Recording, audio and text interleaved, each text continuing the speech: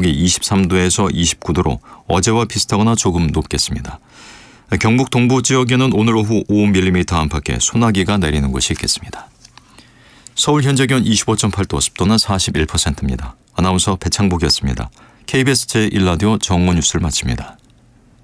KBS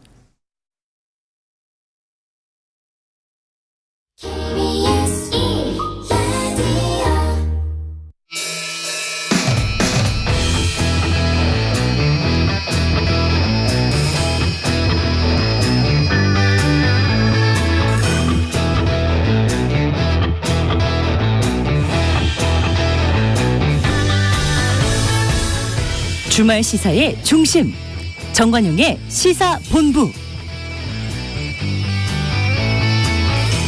여러분 안녕하십니까? 정관용입니다.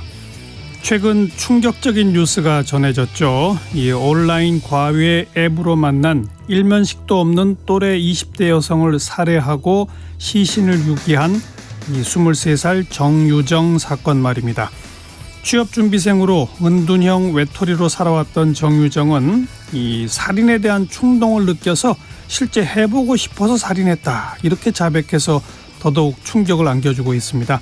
이런 묻지마 범죄들이 늘어나면서 공포는 커지고 있는데 그 가해자들의 공통점을 찾아보니까 대부분 사회적으로 고립되고 단절된 상황이었다고 하죠.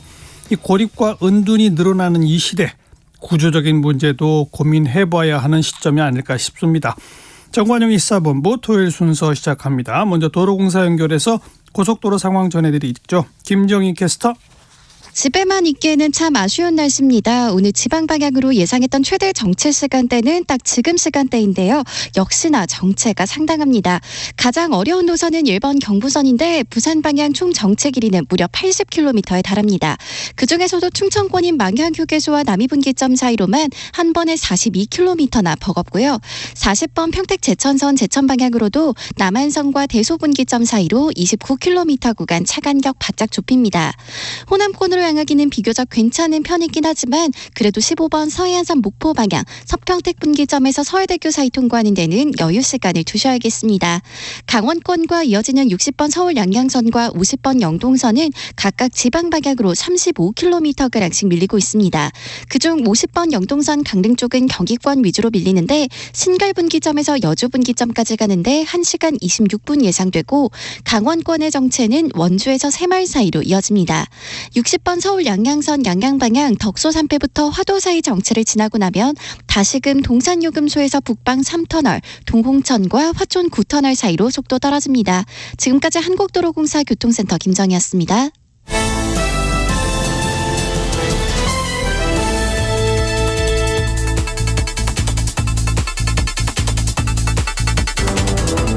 주간 뉴스 브리핑. 정치권 소식 종합 정리하는 토요일 주간 뉴스 브리핑은 중앙일보 이창훈 기자와 함께하죠. 이 기자 어서 오세요. 예, 안녕하세요. 북한이 7년 만에 군사 정찰 위성을 발사했는데 실패했죠. 이 발사 예고 때부터 국제사회가 경고를 했던 사안이었는데 우리 정부는 이번 발사에 어떤 입장을 보였습니까? 네, 북한이 지난달 31일 군사 정찰 위성을 탑재했을 것으로 추정되는 우주 발사체를 발사했는데 중간에 이제 군산의 어청도 서방 200여 킬로미터 해상에 낙하에 실패를 했습니다. 예. 탄도미사일이 아니라 위성 탑재를 주장하는 발사체를 쏜 것은 2016년 2월 광명송 후 약 7년 만인데요.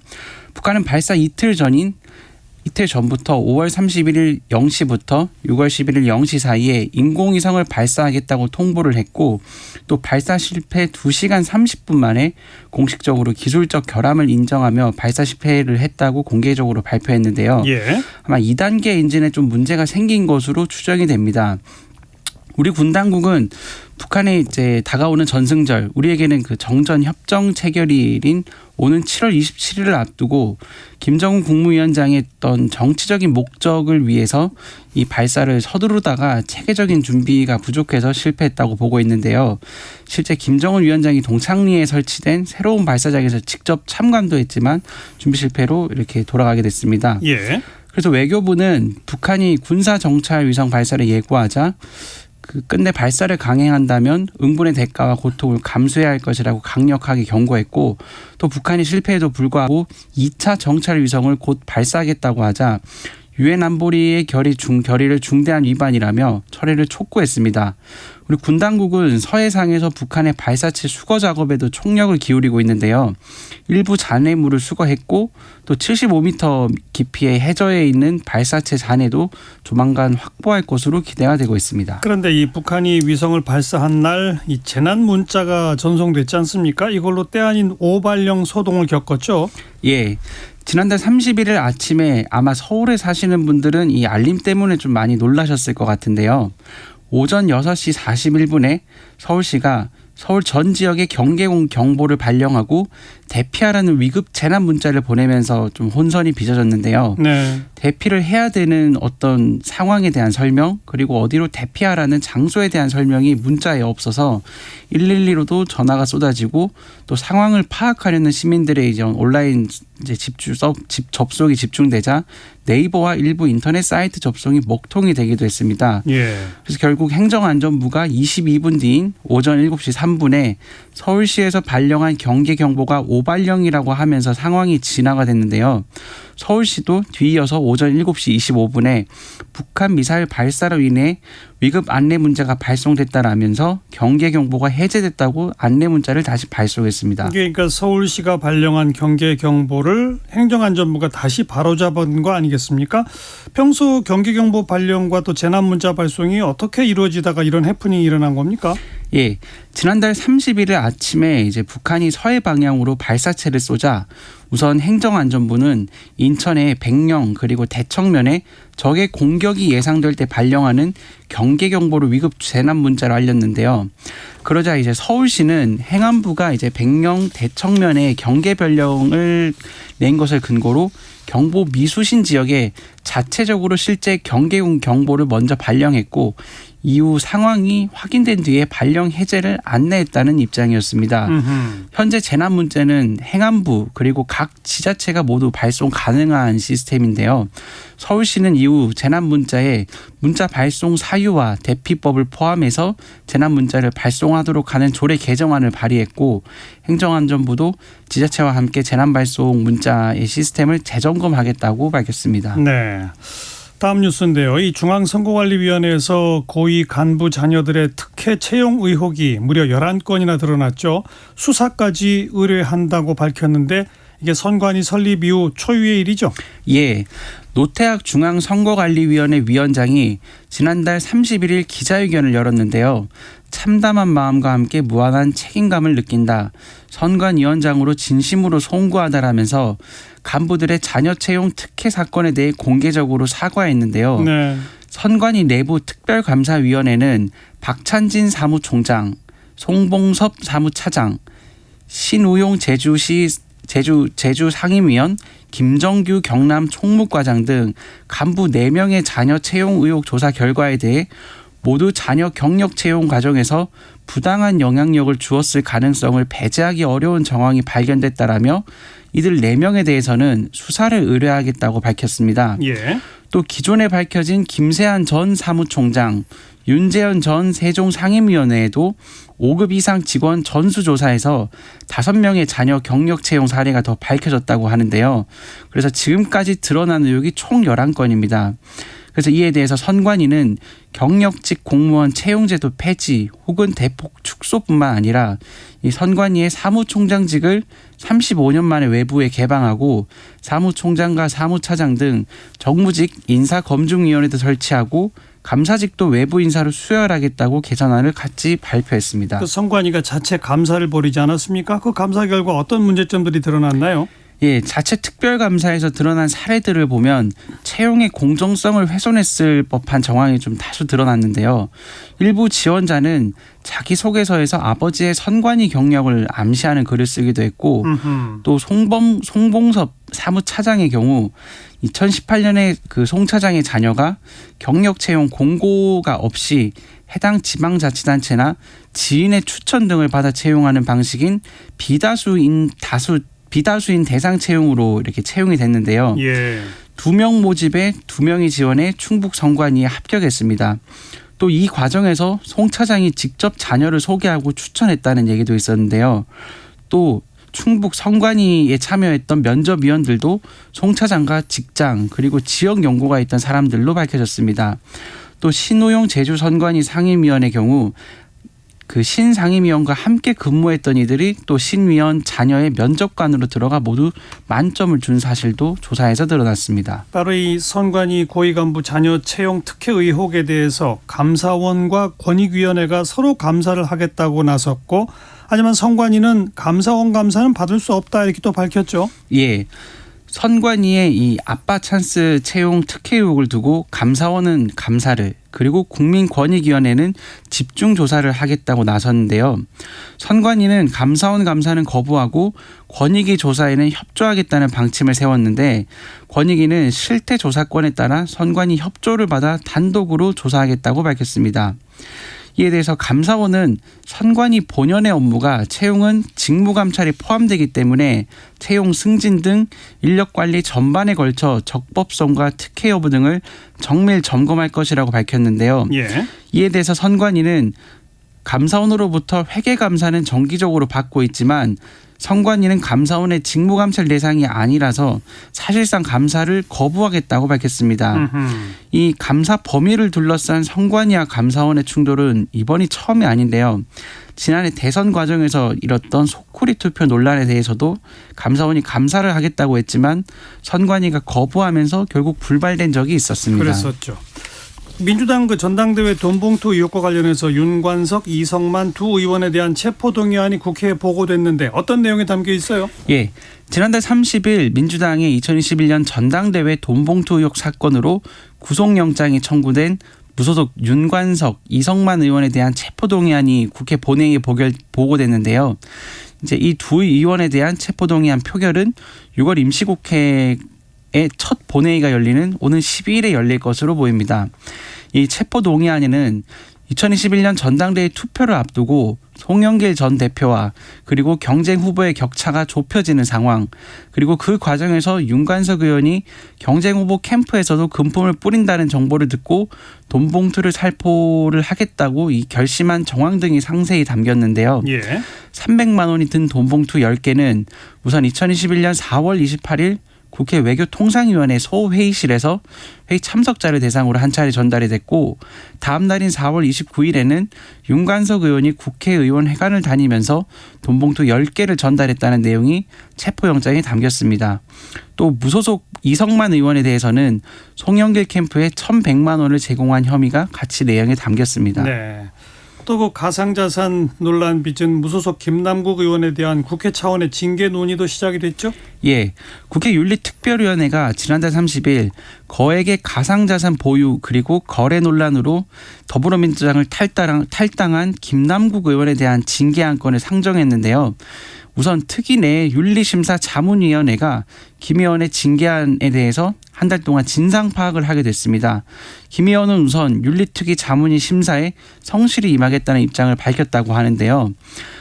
이와 관련한 검찰의 수사도 좀 속도가 나는 분위기입니다. 네. 서울 남부지검은 지난달 24일과 26일 그 경기 성남시 분당구에 있는 위믹스 발행사인 위메이드를 압수수색해서 김 의원의 위믹스 거래 내역 등을 확보했고, 또 지난달 31일부터 이틀에 걸쳐서는 코인 거래소인 업비트와 빗썸, 코인원을 다시 압수수색해서 위메이드에서 발행한 위믹스 코인의 발행과 유통 내역 등의 자료를 확보했는데요.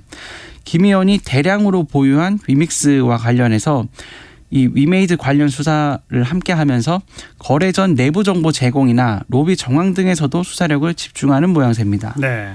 여기까지 할까요? 중앙일보 이창훈 기자 고맙습니다. 네, 감사합니다. 정관용의 시사본부 듣고 계십니다. 12시 24분 향해 가네요. 이제 기상청 교통정보센터 차례로 연결해서 주말 날씨와 현재 도로 상황 전해드립니다.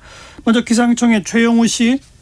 네, 날씨 정보입니다. 이제 현충일까지 징검다리 연휴인데요. 더운 날씨가 지속되겠습니다. 당분간 내륙과 동해안은 낮 기온이 30도 내외가 유지되겠고요. 하늘도 모레까지 지금 맑음 예보가 나와 있어서 오존 농도도 내일 오후, 오늘 오후 대부분 짙어지겠고요.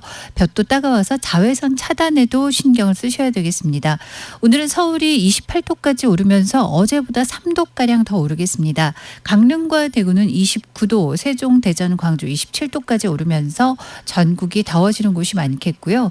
오늘 소나기 예보 들어있는 곳은 오후에 경북 동부, 또 내일은 강원 북부와 산지 요란하게 소나기가 내릴 수 있겠습니다. 월요일은 전국이 맑겠고요. 제주는 흐립니다. 현충일인 화요일 오전에는 제주에 비가 좀 내릴 수 있겠고 미세먼지 농도 상황은 내일까지 청정하겠습니다.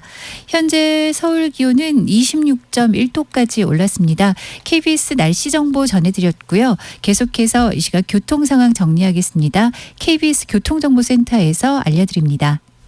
네, 6월의 첫 주말인데요. 나들이 가시는 분들이 많아서 고속도로도 평소보다 차들이 많습니다. 먼저 경부고속도로 서울 쪽입니다. 회덕 분기점에서부터 정체고요. 경부 동탄터널에서 기흥 부근까지 천천히 갑니다. 달래내고개에서 반포까지는 10km 구간 정체고요. 반대 부산 쪽으로 망향휴게소에서 남이분기점까지 가장 많이 막히는데요. 42km 구간 정체입니다. 주의가 필요하겠고요. 서울 양양고속도로 양양 쪽으로 가는 길입니다. 송산터널 부근 1차로에서는 승용차 관련 사고 있었는데요. 처리하고 있고요. 동산요금소 부근에서 북방 3터널까지는 15km 구간 천천히 갑니다. 동홍천 부근에서 화촌 9터널까지 10km가량 정체 보이고요. 서양양 부근에서는 고장난 승용차가 서 있어서 각별한 주의가 필요하겠습니다. 영동고속도로 강릉 쪽으로 용인휴게소 부근 1차로와 2차로에서는 버스 관련 사고 있었는데요. 처리 중이고요. 중부고속도로 남이방향 중부 1터널에서 중부 3터널까지 밀리는 가운데 호법분기점에서 남이천 나들목까지도 정체입니다. KBS 교통정보센터에서 정현정입니다.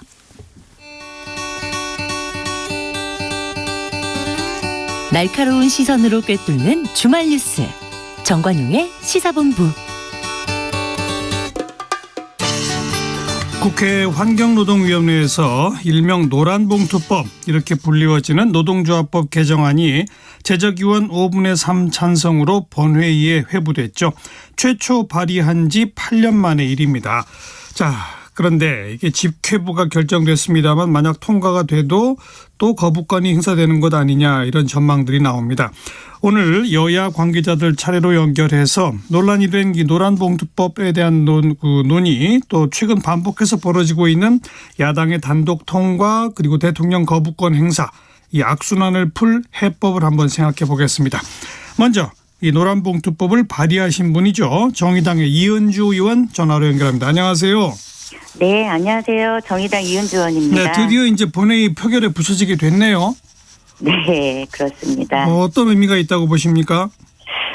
사실 이 노동 기본권을 침해하는 과도한 손배 가압류 문제에 대해서 저희 정치가 입법적인 대안을 강구해 온 게 2003년 1월에 두산중공업에서 그 배달료였어 아마 기억나실 겁니다. 예. 노조 탄압과 손배의 가압류로 스스로 목숨을 끊었죠.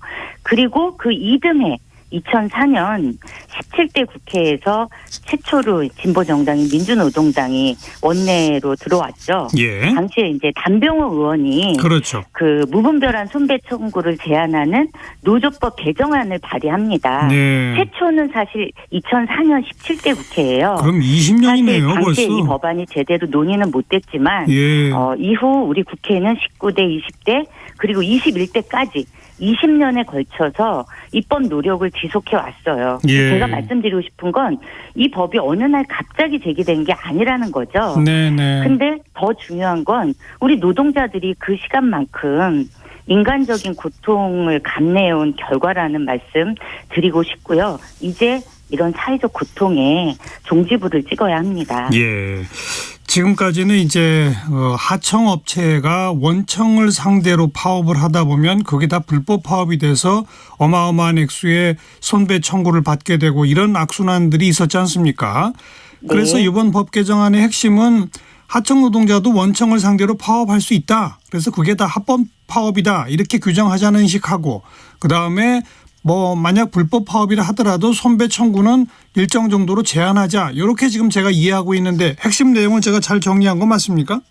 근데 조금 확인드리고 싶은 게 있어요. 예, 뭡니까? 지금 실제 손해배상 청구를 제한하는 법이 이번 대안에 반영됐다고 하는데 예. 그렇지 않습니다. 예. 뭐냐면 쟁의행위에 대한 손배 면책 범위를 확대하는 내용이 사실상 들어가 있지 않습니다. 예. 초기 법률안에 저 같은 경우 이제 조합원 개인 청구를 금지하거나 청구하더라도 노조에다 청구하고 액수를 노조 규모에 따라 제한하는 영국식 입법 내 도입을 사실 제안했어요. 예. 그리고 손배 청구의 면책을 확대하는 법률 규정을 다른 의원님들의 안도 상당수 있었는데 그런데요. 모두 반영되지 않았어요. 다 빠졌어요. 네. 왜냐하면 예. 재산권 위협 등 반발을 고려해서 예. 일종의 타협과 조정을 거친 아닙니다. 대신 좀 전에 말씀하신 것처럼 노조법의 사용자 개념과 쟁의행위의 개념을 넓혀서 예. 합법적인 교섭과 쟁의를 보장하도록 해서 불법적인 쟁의 자체를 예. 줄이려는 노력을 기울인 게 이번 대안입니다. 그렇죠. 그렇기 때문에 손해배상 청구 앞으로 불법하게 행위에 대해서도 청구할 수 없다. 이거는 거짓말이라는 거죠. 예. 그런데 이제 원천적으로 그동안은 불법 파업으로 규정되던 원청을 상대로 한 파업을 다 합법화 시켰으니까 이제 아예 불법 파업 자체가 거의 없어지는 거 아니에요? 그렇지 않습니다.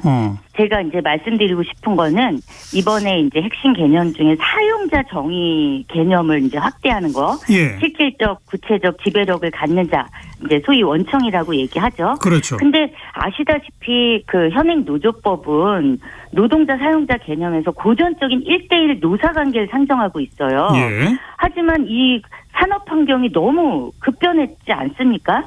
간접고용 노동자 또 복잡한 원하청 관계로 실질적인 사용자를 특정하기 어려워요. 예. 그래서 헌법에 나와 있는 노동 상권을 간접고용 노동자들은 보장받을 수 없는 겁니다. 예. 그리고 이제 이렇게 이 법이 통과가 되면 노사 대등의 원칙에 따라서 간접고용 노동자들이 원청을 상대로 교섭할 수 있게 되면 네. 이거는 사실 사법부의 판례도 많이 있습니다. 예. 이렇게 되면 현장에 불법쟁이 행위가 많아지는 게 아니라 오히려 거꾸로. 줄어들죠. 그러니까요. 왜 불법쟁이 행위가 됐냐면 대부분 이건 이제 사업장 전면 점거예요. 불법쟁이 행위가. 예. 그리고 대부분 간접고용 사용자가 그렇게 했습니다. 예. 대우조선 해양 하청노조 파업이 대표적인 거죠. 그렇죠. 근데 아시다시피 원청 사용자들은 당연히 대체근로 투입 금지에 부담을 져야 되는 건데 예. 이것이 지금은 안 됩니다. 왜냐하면은 자기네들은 대체근로 투입 금지 부담이 없기 때문에 계속해서 원청 사용자가 대체근로 투입하고 이러면 합법적인 쟁의 자체가 불가능하게 되는 거예요. 예. 그래서 정상적인 쟁의가 불가능해졌기 때문에 이 법이 통과가 되면 대체근로 투입 금지의 부담을 가진 원청 사용자가 교섭 테이블에 나오는 거죠. 예. 협상을 하게 되는 겁니다. 교섭 테이블에 나와서 협상을 하면 파업 아닌 다른 해결책들도 많이 생길 수 있다. 이런 말씀이시죠? 당연하죠. 왜냐하면 저희 나라는 맞는 말씀입니다만. 조정 전치주의. 이 의원님 맞는 말씀이지만 아무튼 지금까지는 주로 다 불법 파업으로 규정되던 그런 원청 업체를 상대로 한 파업까지 이젠 다 합법 파업이 되는 거 아닙니까? 맞죠? 원청 상대로 한 파업들에 대해서 일단 사용자의 불법 행위인 대체 근로 투입 금지 예. 의무를 갖게 함으로 인해서 예. 사용자가 실제로 교섭 테이블에 나오게 된다. 그래서 사전에 조정 전치주의를 통해서 예. 타협하고 조정될 가능성이 상당히 높아진다. 예. 그래서 오히려 산업 현장에 평화를 가져올 수 있는 법이다. 이렇게 말씀을 드리겠습니다. 그러니까 경영단체나 국민의힘에서 걱정하듯이 파업을 조장하는 법이 아니라 오히려 파업을 막을 수 있다. 이 주장이시네요. 그죠? 그렇죠. 예. 네. 그런데 지금 국민의힘은 헌법재판소에다가 이 권한쟁의 심판, 효력정지 가처분 이런 것까지 신청했습니다. 어떻게 생각하세요?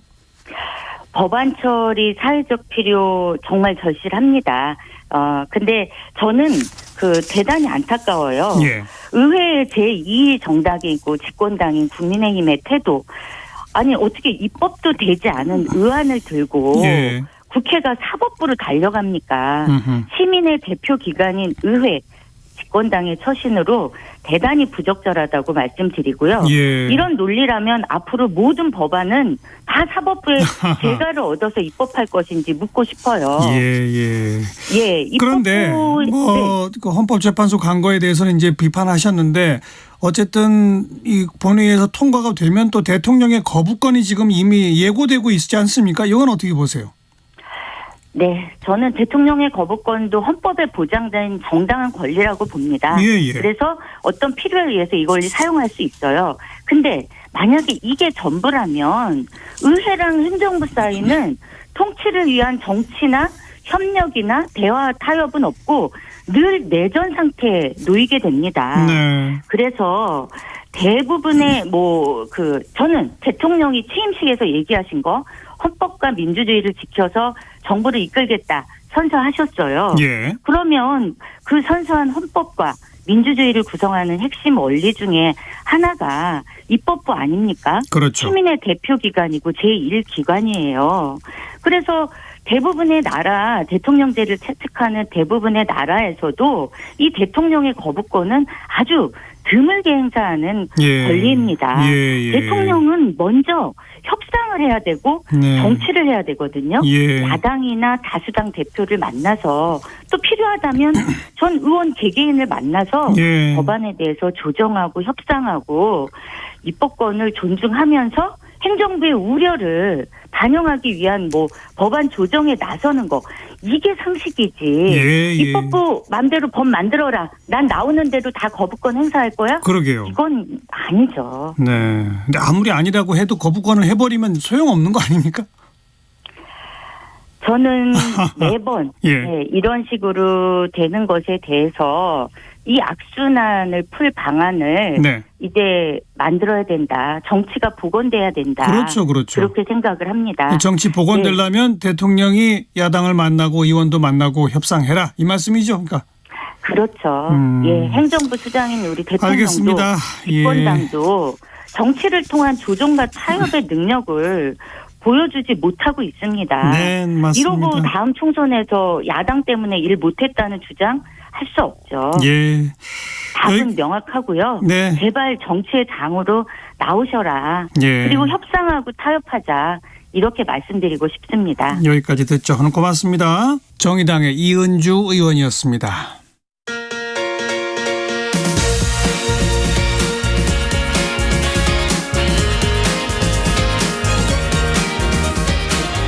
주말에도 쉬지 않는 뉴스 따라잡기. 주말 정오. 정관용의 시사본부. 이번에는 김용태 전 국민의힘 청년 최고위원 스튜디오에 직접 나오셨습니다. 어서 오십시오. 네, 안녕하세요. 김용태입니다. 네. 먼저 일명 노란봉투 법안 지금 국민의힘은 문제 있다 이런 거죠. 예. 핵심 문제가 뭡니까? 이것이 결과적으로 어떤 문제를 해결하는 법안이기보다는 싸움을 붙이는 법안에 될 것입니다. 결과적으로 노동자들에게 이 법을 요약하면 나와라, 다 투쟁해라, 책임 면해주겠다. 대신에 원청이든 하청이든 사업주 대상으로 투쟁하면 계속 싸움을 계속 부추기는 법안이 될 거라고 보거든요. 가령 저는 이 노란봉투법의 취지 있지 않습니까? 함의. 그러니까 과거에 그 대우조선해양에 하청 업체가 이제 불법 점거한 걸 가지고 이제 어떤 원청이 손해배상 청구액이 너무 비현실적이다. 그러니까 이러한 부분에 있어서는 어느 정도 공감 가는 부분도 있고 이것을 해결해 나가야 될 필요성이 있는데 노란봉투법이 지금으로서 해결할 가능성이 있어 보이진 않고요. 예를 들면 가령 그 사용자 개념 확대 부분을 들 수가 있는데요. 예. 이게 업종별로 조금씩 다릅니다. 그러니까 제조업 같은 경우는 하도를 할 때 보통 기술 하도나 어떤 부품 하도가 많거든요. 자동차 같은 경우를 하도를 할 때는 유리창이라든지 뭐 핸들이라든지 기어라든지 여러 가지 이제 기술 부품을 하도를 주지 않습니까? 근데 조선업이나 건설업은 좀 달라요. 기술 하도라기보다는 인력이나 이런 부분에 대한 하도가 많잖아요. 그렇죠. 그러니까 이런 부분에 이런 업종에 있어서 분명히 해결해야 될 부분이 있다고 보는데 이것을 획일적으로 사용자 개념을 확대해 버리면 업종 간 그런 고민 없이 무작위로 하청업 노동자들이 원청을 대상으로 파업을 어떻게 보면은 합법화 시켜주는 법안이다. 그래서 계속해서 저는 싸움을 붙이는 법안이 될 거라고 그래요. 생각합니다. 조금 아까 근데 정의당의 이은주 의원은 이미 대법원에서도 원청 사용자가 사실상의 사용자다라고 하는 취지의 판결을 여러 차례 내려놓은 바 있다. 이제 그거 대법원의 판결을 받아들여 가지고 사용자 개념을 확대해서 그러면 실질적으로 사용자 지위에 있는 원청의 대표들이 노조와의 단체 교섭에 임할 거 아니냐. 협상 테이블에 나오게 되고 그러면 파업으로 가는 것이 즉 파업을 조장하는 게 아니라 오히려 평화롭게 분쟁을 해결할 수 있는 그런 법이다라고 주장했는데 어떻게 생각하세요? 그러니까 그렇게 단순하게 보시면 안 될 것 같아요. 그러니까 노동 구조가 우리나라가 이 산업 구조의 특성이라는 것이 있는데 굉장히 대기업에 종속되어 있는 구조잖아요. 그렇죠. 그러니까 말씀하신 대로 정말 이상적인 산업 구조라면 하청 노조 분들이 원청 사용주를 대상으로 어떤 임금 협상이나 할 필요가 없지 않습니까? 이상적이라면 하청 노조는 당연히 하청 업체를 대상으로 어떤 협상이라든지 단체 교섭을 할 텐데 예. 왜 우리나라는 이 하청 노조가 원청을 대상으로 해야 되냐? 그러니까 이 부분에 있어서 이 부분을 해결해야 되는 산업 구조를 개편하고 하는 방향에 있어서 정치권이 어떤 중지를 모아야 되지. 아니 그 산업구조 예. 개편 이전에는 하청업체에서 소속된 노동자들의 임금을 결정하든지 뭐 하든지 그 모든 것의 결정권이 사실상 하청업체 대표가 아닌 원청에게 있다. 이게 그러니까 현실이 아니냐는 거죠. 그러니까 그게 이제 또 업종별로 다르다는 거죠. 예를 들면은 조금 전에 말씀드렸던 것과 같이 제조업 같은 경우는 인력 하청이 없는 이유가 불법 파견을 금지하는 법안이 있어요. 예. 그러다 보니까 기술이나 어떤 제품 하청 위주로 가게 되었거든요. 근데 건설업 같은 경우나 조선업 같은 경우는 업종 특성상 그렇지 않다라는 거죠. 그러니까 이 업종의 특성상 경기의 흐름을 많이 타는 거고 그렇기 때문에 저는 이거 노란봉투법이라고 획일화해가지고 할 것이 아니라 저 근본적으로 그런 법안, 그런 문제를 해결하는데 정치권이 좀 중지를 모아야 된다라고 생각해요. 네. 그런데 이제 노동조합 입장에서 보면 그동안에는 사실상 어떤 파업의 원인이 되는 문제 해결 능력은 원청업체가 가지고 있는데 그런데 우리는 하청업체 소속이기 때문에 파업도 못한단 말이냐? 또 파업을 일단 시작하면 원청업체에게 뭔가 그 피해를 줘야 되기 때문에 원청업체 사업장을 점거할 수밖에 없다.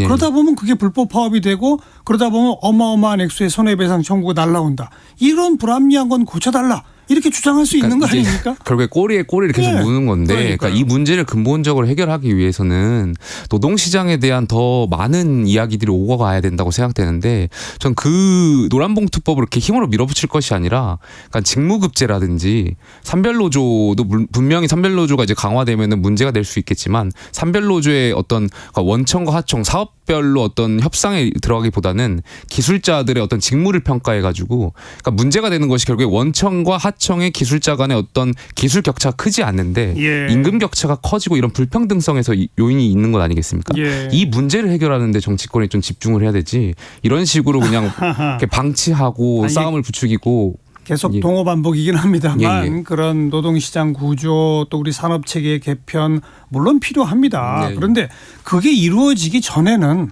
당장 하청 노동자들의 노동권은 보장해 줘야 될 거 아니냐. 뭐 다른 방법으로라도 보장해 줘야 되지 않을까요? 그러니까 당연히 노동자의 그런 어떤 권한이나 이런 것을 해결하기 위해서 저는 이런 식으로 하는 것보다는 그러니까 우리 법원이 불법 파업에 대한 요건을 좀 엄격하게 두고 있잖아요. 예, 예. 그래서 목적이나 절차나 방법성을 보고 있는데 오히려 노란봉투법보다는 이런 불법 파업에 대한 요건을 현실화해가지고 노동자들이 합법적인 파업을 할 수 있는 테두리 안에 있는 그러한 법안을 만들어 주는 게 정치권이 더 중요할 것 같습니다. 조금 아까 언급하신 그 제가 이제 현실적으로 원청업체를 상대로 파업을 할 수밖에 없는 현실을 지적했더니 김용태 전 최고위원은 업종마다 다르다 이랬잖아요. 예. 그럼 업종마다 다른 것을 이 법 개정안 내용에 반영할 수 있도록 국민의힘이 그런 대안을 내고 협상하고 이랬어야 되는 거 아닌가요?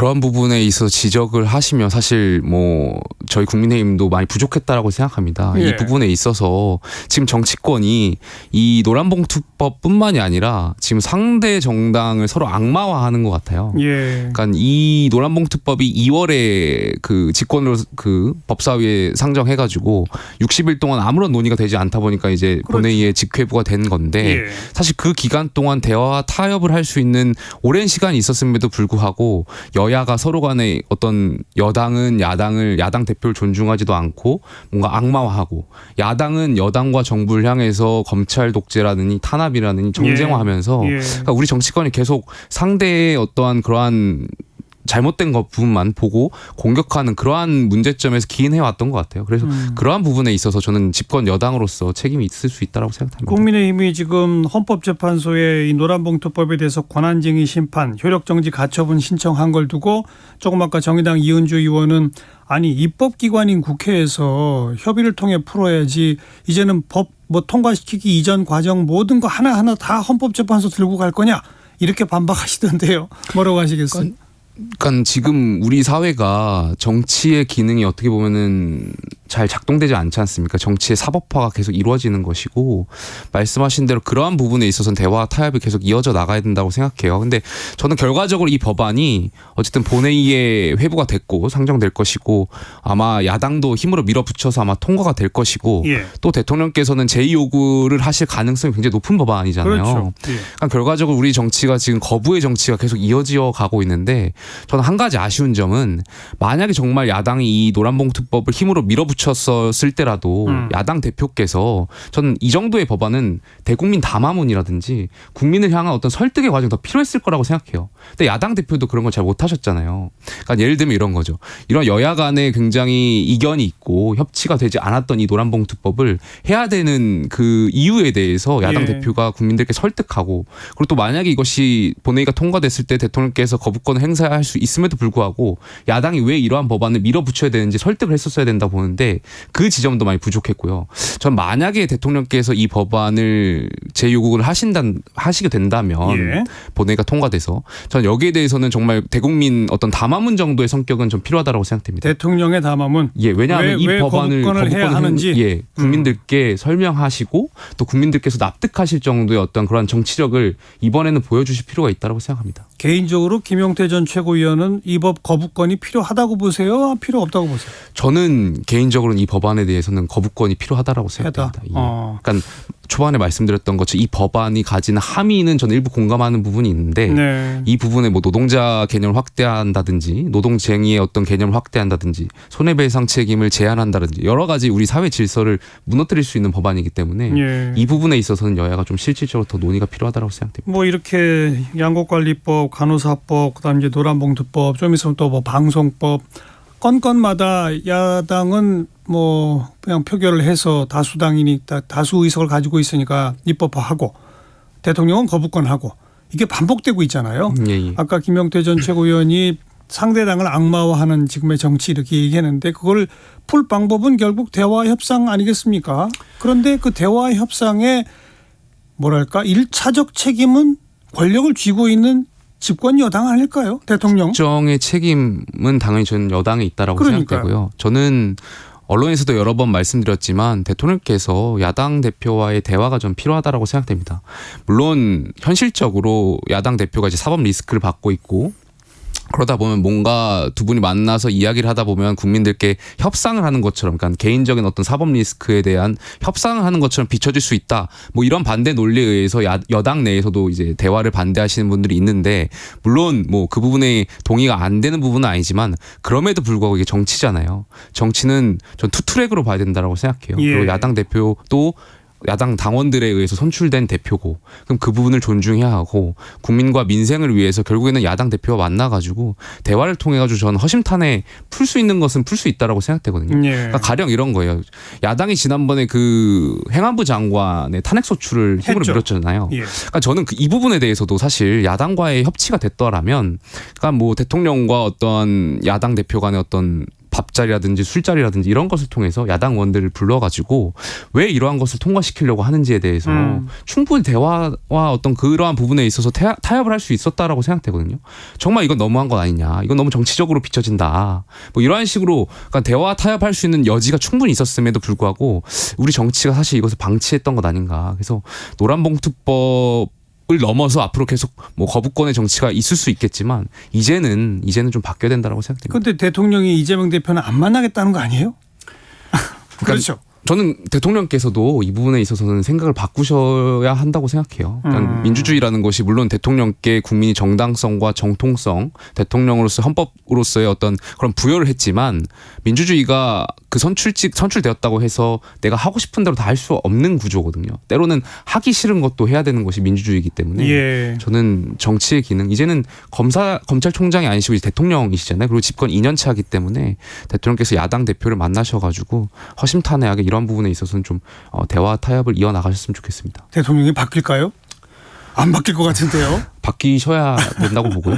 예. 저는 그리고 또 야당에 부탁드리고 싶은 말씀은 그러니까 야당도 지금 여당과 정부를 너무 몰아가고 있어요. 그러니까 검찰 탄압이니 독재니 야당 대표도 결국에는 극렬 지지층만을 위한 메시지를 계속 쏟아내고 계신 거잖아요. 그러니까 야당도 여당을 악마화하는 정치는 저는 멈추셔야 된다라는 말씀 좀 드리고 싶습니다. 뭐 이재명 대표를 만나기 싫으면 원내대표나 상임위원장단들하고 같이 만나는 거는 한번 국회의장이 그 건의해서 하겠다고 했는데 또 지금 불발됐잖아요. 아마 조만간 뭐 상임위원장과 원내대표 간의 뭐 회동은 있을 거라고 보고요. 그게 이제 첫 번째 스텝이 될 수 있다라고 봐요. 그렇게 해서 정례화하다 보면 야당 대표와도 만날 수 있는 기회가 늘어날 거라고 보고요. 그래서 원내대표랑 상임위원장 간의 회동이 빠른 시일 안에 좀 추진되었으면 좋겠고요. 지금 야당과 여당 대표의 TV 토론도 뭐 확정은 안 됐습니다만 지금 계속 물밑에서 이야기가 오고 가고 있지 않습니까? 김기현 대표, 이재명 대표 예, 대표 야당 사이에 두 양당 대표의 어떤 그런 토론, 그것이 뭐 어떤 목적이 있을까에 대한 뭐 의심도 있겠지만 어쨌든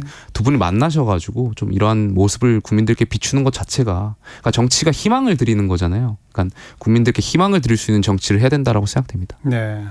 뭐 구구절절이 옳은 말씀인데 지금 벌써 1년 넘게 아무 만남도 없어요. 예.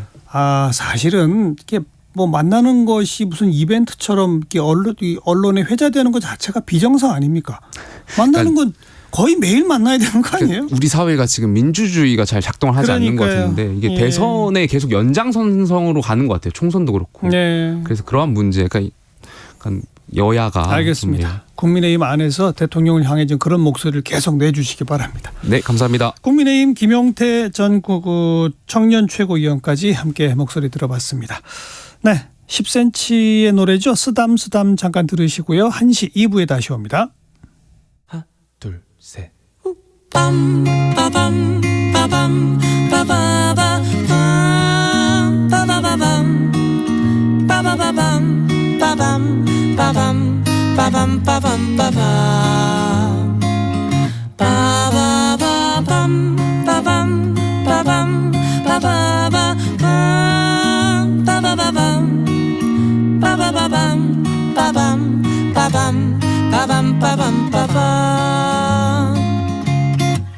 알고 있지 오늘따라 그대가 왜 이러는지 얼굴은 빨개지고 눈빛도 이상하고 집에 안 가고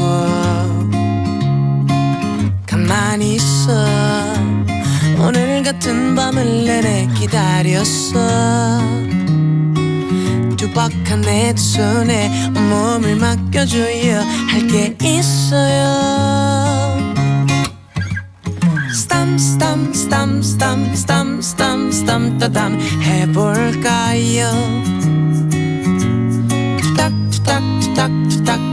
따닥 디다리디도 해드릴까요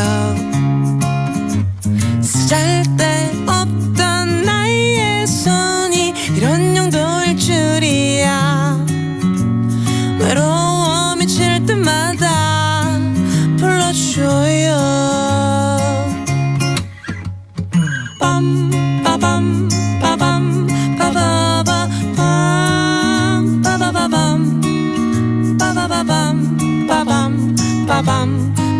빠밤